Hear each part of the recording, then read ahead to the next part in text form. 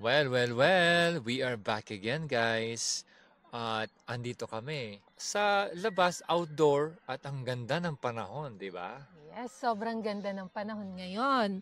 At talaga namang mainit. Yung tama ng araw, mainit. Although pag humangin, malamig pa rin, pero masarap. Pagka narinig mo yung mga Irish, talagang laging ano yan eh, yung weather talaga. How's the weather? Parang napaka-obsessed nila sa weather. At tayo naman, bilang matagal na rito sa Ireland, nagagaya na tayo, di ba? Yes. Kasi nung nasa Pilipinas tayo, hindi natin napapansin ng weather, no? Parang ako or busy tayo sa ibang bagay. Never na nag-check ako ng weather forecast na kung maulan, basta may lagi kang lang may dalang payong, and then pag summer, may payong ka pa din. Pero dito talagang, alam mo yung everyday, nag-check ako, ano ba yung magiging weather bukas? Yes, Yun. oo. Yan, guys. Weather lang. So, wag na natin patagalin. Let's go and dive in. Tara! Let's talk! Tara! Let's talk! Tara! Let's talk! Hi, this is Kay. Saan ba tayo ngayon as of the moment? Yes. If you are wondering kung nasaan si Mr. and Mrs. K ngayon, nandito po kami sa park while waiting for our boys na nasa school. Kasi dito sa park, maganda tong lugar namin sa Waterford. Ito yung center to, Bali People's Park, and then we have yung high school, ayan, De La Salle. And then yung primary school, we have primary school here, yung De La Salle. I mean, may isa pa din doon na primary school, St. Declan's. Ay, ano ba sabi ko? De La Salle. Okay, De La Salle High School, and then yung primary, St. Declan's, and then meron ding Newtown dito sa kabila, may high school and may elementary din. And then may malalapit pa na mga school dito. Yes, okay. Moving on. Sa ganitong pamamaraan ng pamumuhay dito, ano, sa Ireland, ang tanong pa rin talaga dyan is there a point in moving here sa Ireland? Para sa mga kapwa natin mga Filipinos na nag-aasam makarating sa ibang bansa, ito yung video para sa inyo po.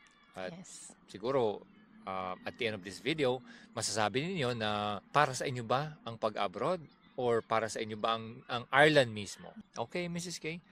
Now, going back there as well sa mga taong naunang pumunta dito sa Ireland. When I mean nauna, I mean Filipinos, I mean. Mm-hmm. Yung mga professions, mga ganon. Just background lang talaga sa umpisa. Sa mga nakilala naman natin noong una, hindi naman mga professionals din yung mga nagpupunta, and then naghigpit na sila. Ayan, dumating na ang mga nurses, mga accountants, and then ngayon, ang mga skilled workers, yes. Hospitality management, meron na din. So, dumadami. Dumadami na yung options. Kasi dati naman talaga sa Pilipinas, ang mostly lang na nakakalabas ng bansa is mga nurses. Mga medical professions, di ba? Sa Europe. But then sa Middle East, mga skilled worker din, ganyan sa iba. Pero yung sa Europe, dumadami na yung options natin na mga career para makapunta rito. Yes, correct. Oo. Especially recently, as you mentioned there, yung mga skilled workers. Ito kasi yung mga parang sabihin mo nang directly na, okay, sa umpisa, yung mga nurses, yung mga critical skills, parang pag ginuha sila from the Philippines or anywhere else, tapos papunta rito sa Ireland, most likely, yung mga tao na to, mga individuals na to, maninirahan talaga sa Ireland. Parang ganun ang format sa nakikita natin Yung plan is to live here hanggang sa mag-retire. Mga ganun yan ang plano. Sinasabi sa atin doon na every 2 years nagsisign tayo ng contract. Talagang hindi tayo basta-basta mapapaalis. Yun yung kagandahan sa mga healthcare workers kasi ang tao continuous na continuous yung buhay, may mamamatay, may magkakasakit. So laging kailangan ng mga healthcare workers. So siguro be mindful lang din sa mga nakakapunta ng mga skilled workers kasi pag natapos na yung contract nyo, this is just reality po. Na pag natapos na yung contract nyo, malaki yung possibility or matapos yung project. Yun pala, matapos yung Oo. project nyo, ay hindi na marirenew yung contract nyo. Which is, uwi na tayo sa Pilipinas.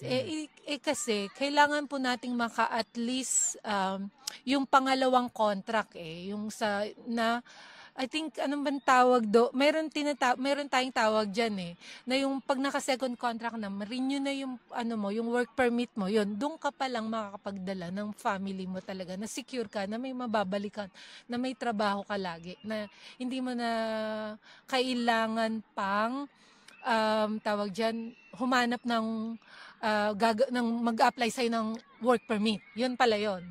Parang Oo. ano siya, Oo, kasi after 2 years, pag hindi ka na ni-renew, maghanap ka na magbibigay sa iyo ng work permit. Pero kung after 2 years, may work permit ka, malaki na yung chance mo na makastay na talaga rito, and then citizenship na. Yun yes, po, ganun po yun. So, citizenship after 5 years Mm-mm. ng mga tao na nakatira dito. Well, depending sa status mo talaga, Mm-mm. actually. Hindi naman lahat ng 5 years na nandito, ibig sabihin noon, pwede ka na mag-apply ng Mm-mm. citizenship, Irish passport. Hindi man ganon. Para Oo. maging naturalized Irish. Oo. Depende rin talaga sa work mo, actually. Kung ikaw ba ay legally working, na sabihin natin you're paying tax and then yung papers mo maayos, ito ganyan. Yun po. Anyway, we won't be going into the details kasi medyo technical yun. Pwede niyo pong i-research naman yan online kung About paano work talaga. permit. Yes. Now, so sa pag-move kasi dito sa Ireland, Mrs. K, malaking bagay talaga yung iisipin mo, madadala ko ba yung family ko doon? Provided, kunyari, sabi mo ng, okay, skilled worker ka. So, yun ang mga katanungan parati na tinatanong din sa atin online, mga comments, about sa family na kung madadala. May chance. May chance. Malaking May chance. So, for example, ang trabaho mo is pwedeng magdala ng family. Paano ba yung dito naman, yung pamumuhay bilang bilang family? Ano ba yung kasi malaking talaga sa ano yung mga benefits, dagok. no? Ano yung mga benefits ng pamumuhay? Ano ba yung mga natatanggap natin na benefits ganon. dito sa Ireland? Siyempre, number 1, yung ating child benefits. Malaki yan. Kasi recently may mga nagtanong talaga na hindi sila galing Philippines, galing sila sa ibang bansa, which is, kung titingnan mo, legit yung tanong kasi kung galing ka ng outside ka na ng Philippines, ibig sabihin medyo nakakaluwag-luwag ka na. Okay ka na. 'Di ba? Kinukumpara nila na ano ba, mas okay Worth ba dito? it bang lumipay? Will it be a greener pasture? Pasture. Pero when it comes to that, guys, there's always like greener pasture sa yung neighborhood mo, merong lagi ganun na sinasabi. Anyway, the grass is always greener the other side. from the other side, yeah. Pero, okay, going back there, guys. Anyway. So yun, comparison lang siguro. Now dito, unang-una kasi, pagka may family ka, mataas ang cost of living dito. Tataas siya talaga. Marami talaga tayong binabayaran at saka sobrang taas, di ba? Okay, example mo, Mrs. K, yung kunyari house. Sa ngayon, crisis pa rin tayo sa housing. So, mahal ang rent ng bahay. Dito sa Waterford, nagre-range siya ng 1,000, let's say 1,400 to 2,000, depende sa dami ng kwarto. At saka depende kung saan location. Usually, pag mas malapit sa hospital, guys, believe it or not, talagang napapamahal siya. Kasi sa ngayon, yung doon sa atin, yung malapit sa atin, mga 1,600, 1,800 yan, 3 bedrooms. Yes, Tapos, depende rin, guys, kung saan ka sabihin mo ng Dublin, pag Dublin talagang mahal mas siya. Mas mahal na dyan. Kwarto na lang yan. Pero pag dito sa Waterford, city siya, guys, pero hindi siya capital. Parang kinoconsider pa rin nila ito na countryside in a way. Ganun ang mga presyuhan, guys. Kaya, yung mga sinasabing, okay, may sweldo kami na 3,500 a month, euro. Yung nag-offer sa inyo, 3,500 a month, euro. Pwede na ba yun? Okay na ba to? Ganyan. Pero gross yun. Usually gross yun, di ba? Isipin natin, guys, Hindi kasi straightforward na ibibigay sa'yo lahat ng kung ano man ang nakalagay dun sa contract mong sweldo, yun na yun. Isipin natin gross yun. May mga May, deductions pa. may tax and everything. Now, dun sa pag kunyari, may bata, may anak ka, Per child kasi 140, and then ito yung yung figure, second Mrs. K. child 280, and then 3 gaya namin may 420 kami monthly. Okay, let's say dumadami yung anak mo, makawalo ka 1,120 monthly. But then again, syempre walo yun. Mahirap din guys, yung ano.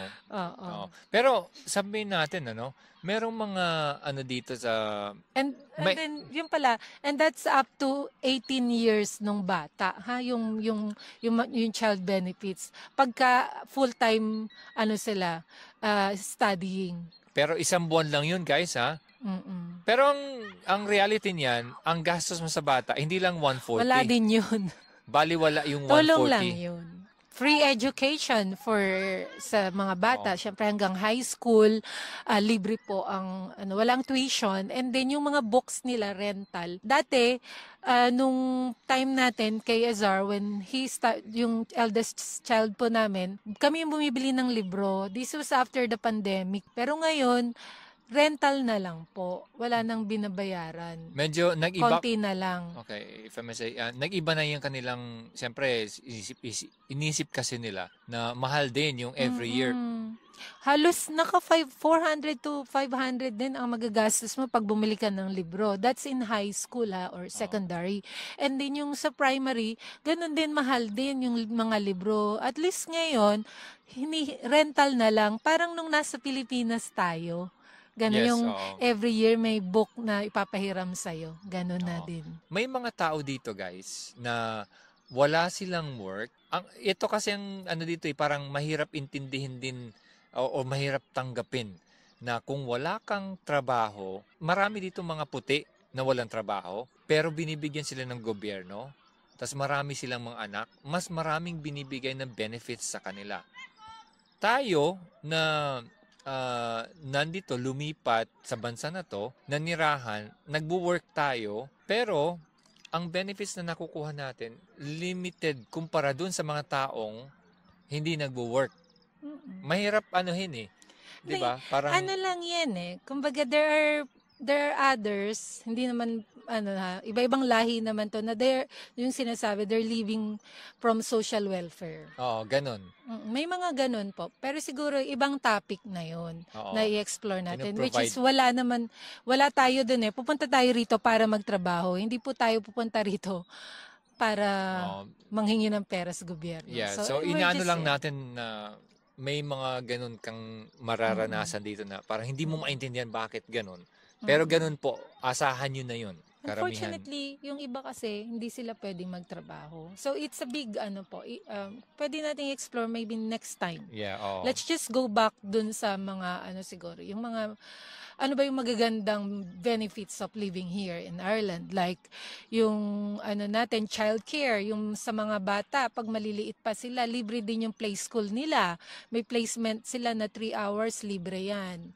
Yung bago sila pumasok sa junior infants or senior infants, which is yung parang prep sa atin. May play school pa muna. Pero, libre yun. On the contrary, kasi pagka may mga anak kang ganun, nilalagay mo sa creche.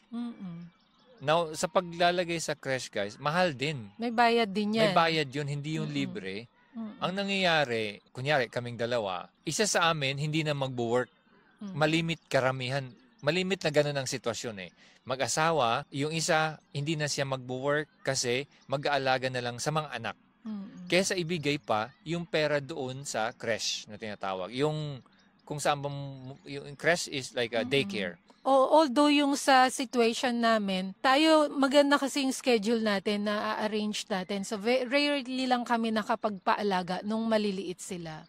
And we're so glad na we had friends na tumulong sa amin during that time. So, thank you talaga din sa kanila. Oo. And then, so hindi po pumasok sa creche. 3 yung anak namin. There were times na they are, 3 under 5. Pero never kami na pinasok namin sila sa creche. Kami talaga, yung halos night duty ako, magna-night and then alaga sa araw. Ganun. Na-survive namin. Kaya yung iba, makakasurvive din kayo. Okay mag-alala, ganun talaga. Mm-mm. Basta kailangan kasi dyan is, siyempre, kilalanin mo din yung mga kapwa nating Filipinos. And siyempre, yung mga, mas maganda kasi dyan pagka may kasabayan ka na yung nanganak din. Tapos Magtutulungan kayo. magtutulungan. Yeah, kasi gano'n naman talaga eh.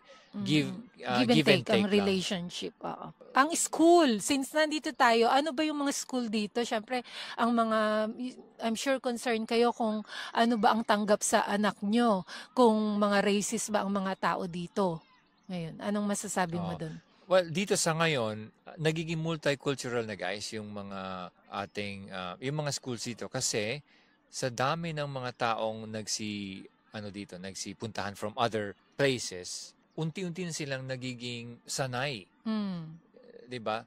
Although, meron pa rin talaga na in the last, I'd say, 2 years, ito lang medyo nagkaroon ng issue yung mga tao. Una-una, nung lumipat yung mga Ukrainians dito, tinanggap. Pero, eventually, parang natanggap na nila. And then, yeah, in the last 2 years naman, yung mga nasa ibang bansa na naman, na mga Middle East, ganyan, nagsilipatan dito. Medyo sa ngayon, sa dami ng migrants, medyo nagiging sila parang nawawala yung kanilang rights daw bilang mga Irish. Kasi syempre, imbes na mapupunta doon sa mga Irish yung benefits, napupunta doon sa mga migrants. Now, ang kasi dito guys, bilang Filipinos, kahit pasabihin mo ng OFW tayo, kahit pasabihin mo ng meron tayong kontrata na meron tayong work talaga, hindi mo kasi masasabi or hindi natin alam kung ano yung tingin ng ibang tao sa atin. Kasi kahit pasabihin mo ng dito ka, matagal ka nang nakatira, hindi pa rin alam ng tao na ikaw ba ay ikaw ba legal ka ba? O ano ka ba? Legal ka ba dito? Oo, Ikaw ba nurse ay ka ba? migrant ka ba? Yung point lang na siyempre pag naglalakad ka, hindi naman nakalagay dyan, doktor ako, nagtatrabaho ako. Hindi ako umasa sa gobyerno. Oo. Yun kasi. So, nagkakaroon ng stereotyping na pag nakakita sila ng ibang lahi, sasabihin, ano yan, baka mamaya iniisip nila lagi is umaasa lang sa gobyerno. Yun nga, Yes. yung mga walang trabaho. Oo. Yun lang din yung mahirap. But I think kahit saang bansa, meron yan. Yes, mayroong ganun. Pero dito kasi, bago lang yung ganitong pakiramdam. But madali naman nila yan matatanggap. And then, yun nga, yung sa school, so far naman, yung anak namin, 3rd year na, wala siyang na-experience na bullying or racism, wala. In fact, sa school nila mismo guys, merong tinatawag na inclusivity. Ibig sabihin guys, pinopromote nila. yes, na kahit anong klase ng religion, paniniwala, lahi, kailangan lahat kayo, kahit sexuality, kahit ano. pantay-pantay kayo lahat dapat. Yun ang pinopromote ng schools dito sa Ireland. Yes. So, and makikita mo naman talaga yung mga anak natin at saka yung mga bata, makikita mo yun naglalakad. Iba-ibang lahi. Magkakasama sila, yung kanilang skin color, it doesn't matter. Yes, Nag-uusap sila. 'Di ba? Kaya magandang dito more In on general talaga, mababait ang mga Irish. Yun ang masasabi namin for living here. Don has been living here for the last 20 years. Yeah, Yes. 20 years. And me is 17 years. Yeah. So ayun, maganda. And then, ang maganda pang balita ngayon, talagang kalat na kalat sa social media, number 1. Ba? Yeah, Apa? oo. Explain mo nga yan. Kumbaga strongest yung sa ngayon kasi ang Irish passport is the strongest passport in the world. Wow. Ganon. Ano Bago bang ibig natin sabihin nun? bago natin i-continue yun guys, why don't you like and subscribe subscribe. Yes. Tapos, paki-share sa ating mga kababayan yung aming videos na to. Para And naman syempre, paki-comment lang po natin kung nasaan tayo ngayon. And then, para malaman lang din namin kung hanggang saan po ang inaabot ng aming videos. correct. Yan. Okay, maraming salamat. Time check, by the way. Oh yeah, we still have 8 minutes to Ayan. collect our little boy. Yes, 'Cause, okay. okay. Okay, we'll go through this, mabilisan lang, guys. So yeah, Okay. Right. Okay. It used to be ang Singapore ang strongest passport in the world. But according to Nomad Passport Index 2025, this ranking is based on the number of visa-free and visa on-arrival destinations as passport allows access to. Ito po yung mga basihan kung bakit naging number one or naging strongest passport ang Irish passport. So, the Irish passport grants access to 189 destinations. Ganun po, kadami. Ang tanong dito, ano-ano ba yung mga top 10 na best or strong passport in the world? Ireland ranks as number 1. Second is Luxembourg. Wow. European country din po yan. Third is Switzerland. Fourth is Portugal. Fifth, Singapore. Sixth, Germany. Number 7, Czech Republic. Number 8, New Zealand. Number 9, Sweden. And number 10, Finland. Ayun, ganun po yun. Kaya, mostly maganda. European. Mostly European talaga. Kasi when it comes to living abroad, European way of living, somehow it's accepting all cultures. Parang ganun siya eh. Hindi siya Saka yung restrictive. quality of life. Yun, mataas. Ano pa ba yung mga dahilan naging top ang Ireland in all aspects in a way? Ito kasing Ireland has attractive tax policies, especially for high net worth individuals. Yung mga alam naman natin, 'di ba? Nabanggit na natin noon yung mga big companies abroad nagsisipuntahan dito, and Ireland has a positive global reputation, making its citizens generally welcomed abroad. Yun din pagka nasa, di ba naalala mo noon, nang pumunta tayo ng Dubai, tapos meron tayong Irish passport, and the security looked at it, and then looked at, parang bigla siya napasmile and everything, Irish. Kasi funny enough, tayo kasi, bilang naturalized Irish, pag nasa Ireland tayo ay Asian pa din. Siyempre.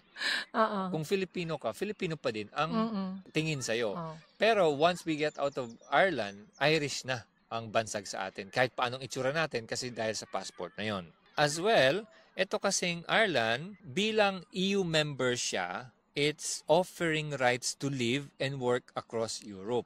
So, kung meron kang passport na Irish passport holder ka, pwede kang mag-work anywhere in Europe. Diba? Galing, kaya, diba? makikita mo na dito naman sa Ireland, marami kang makikitang Polish, marami kang makikitang Lithuanians. Kasi itong mga to, ano lang sila umiikot-ikot lang mga tao. Tapos, itong mga Irish naman, pumupunta rin sa Germany, nag-work doon, no problem. Kaya, okay din.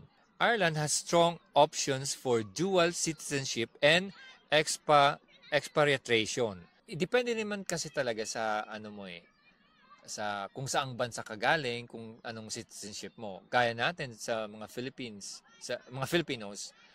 pwede tayong maging Filipino and then Irish. Kaya accepted siya, dalawa, dual maximum citizenship. lang naman yata talaga ng 2 citizenship well, meron bang 3? Baka meron. I think parang may nagbanggit yata before, parang meron yata. Mostly 2. And then meron tayong yung mga Indians, hindi sila. Yes, Isa lang. Kaya tayo nasa magandang ating standing bilang Filipinos. Now, okay guys, hopefully may natutunan tayo at sa video na to maaring makatulong sana sa inyo na para makapag-decide kung kayo ba you want to come over here.